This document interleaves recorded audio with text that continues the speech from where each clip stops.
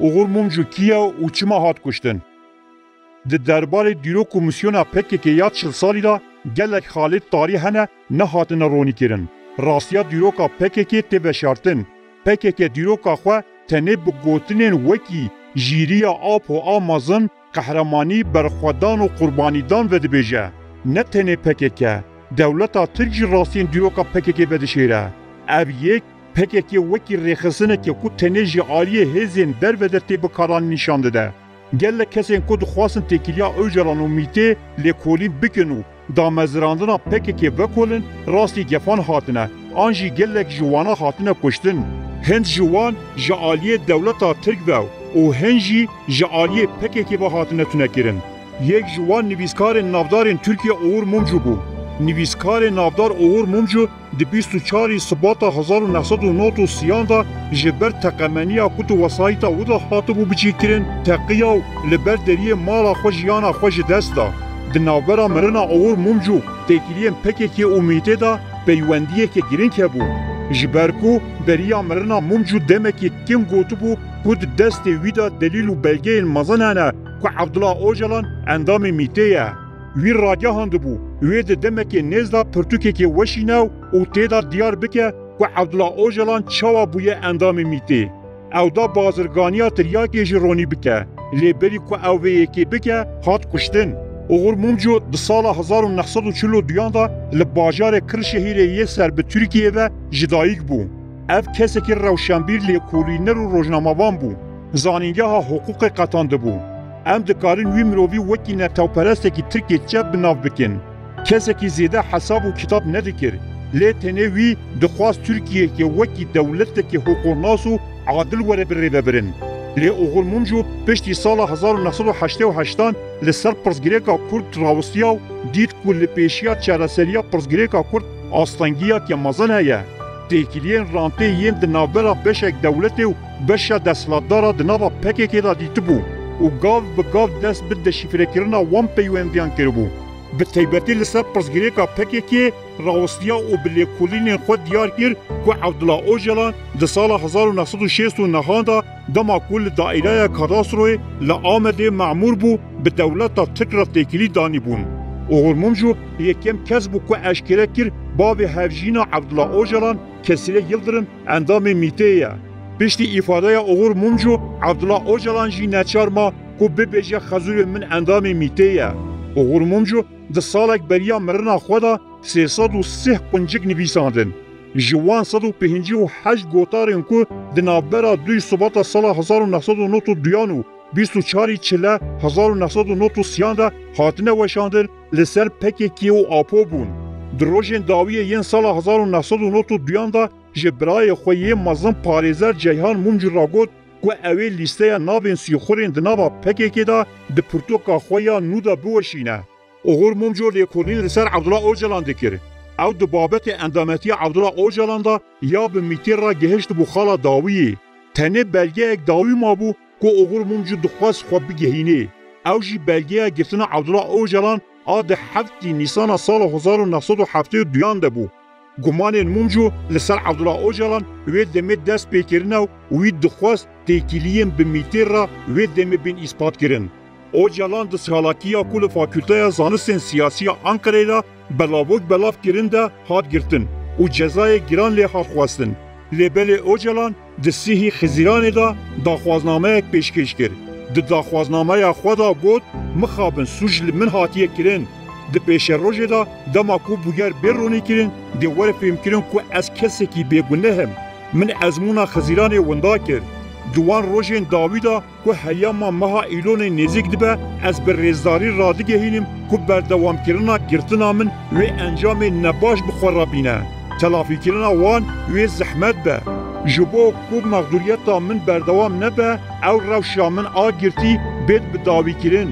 Rica dikim ku biryara berdana min bê dayîn. Oğur Mumcu di pirtûka xwe ya bi navê dosyaya Kurd de vê bûyerê wiha vedibêje. Xwendekarê ji Rihayê ku ew daxwazname pêşkêş kirî bi navê Abdullah û paşnavê û Öcalan bû. Navê bavê û Ömer û navê dayîka wê Öveys e. او د سالا 1949 ده لگند عمرلیه یه نافچه روحای خالفت یه هاتیه دنی.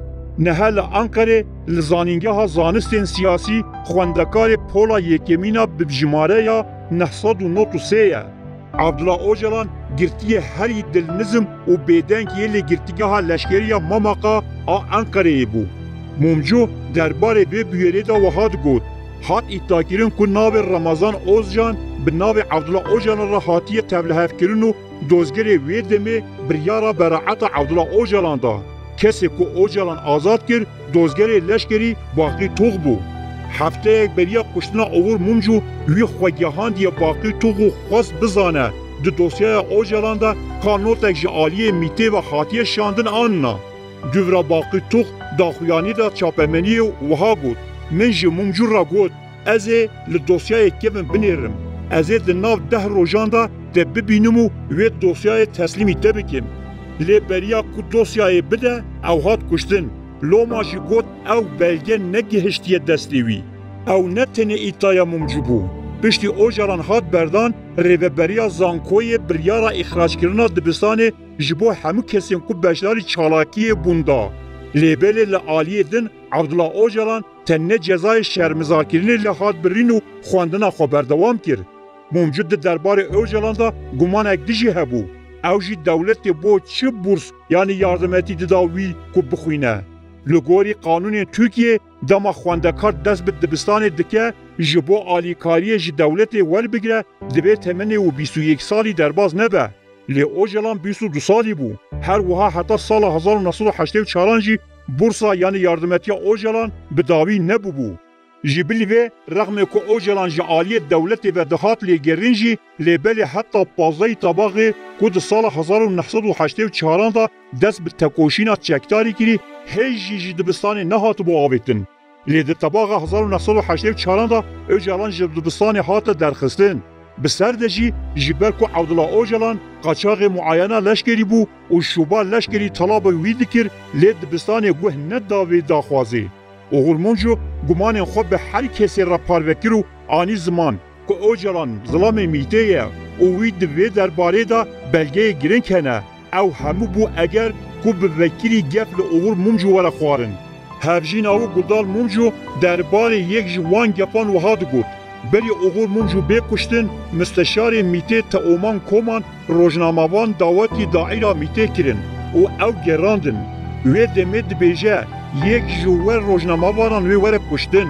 دوی دمیدا ده چاپمنیه داجی وی پیوی جه گرد. گر مستشار میته بیجه یک جوور دی وره کشتن او تی وی واقعی که دزانه دی کی بکشتن و کی دی وی بکشه. نه تنه میته گفل اوغلمونجو دخوارن. هر وها پکی که در روزنامه یا وی دمه یا özgür gündeme da gafl mumcu خواره بو. هفجین او گلدال ممجو ده سال 2013 da dibêje. Wî rojekê di rojnameya pekekê ya özgür gündem de goterek xwand û got wê min bikujin. Ji rojnamevanên navdar ên Tirkiye Alî Sîrmen li ser mumcu wiha gotibû.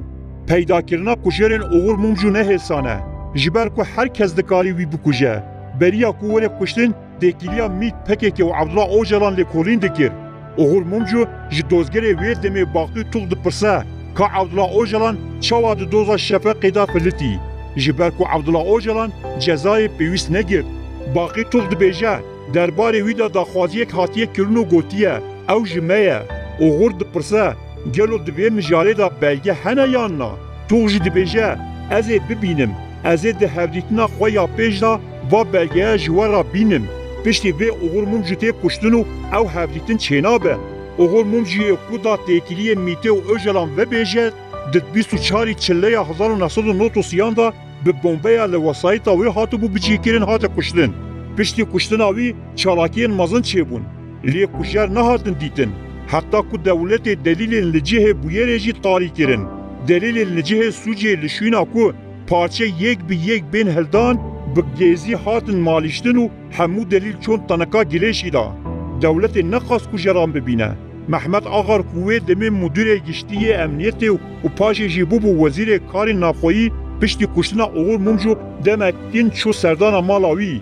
Hevjîna wî Guldal mumcu ev serdan wiha nirxand û got ew karekî wisa ye ku wek dîwarekî ye. گر او kevireke ji dîwar bikişînin dê dîwar hemû bi ser me da hilweşe. Min jê ra got wê demê wî kevirî ji dîwarê bikişîne. Wî got ez nikarim bikişim. Dewlet bi dû qatilin neket ji ber ku dewlet bi xwe qatil bû. Têkiliyên Ocalan û Mîtê her tim wekî sirv mane veşartî. Lê her kesê ku siyaset û dîrokê ji nêz ve dişopîne bi taybetî jî her kesê ku pêvajoya İmraliyê ya Ocalan şopandiye dizane ku têkiliya Ocalan û Mîtê neveşartiye. Tu cara rastî naên veşartin.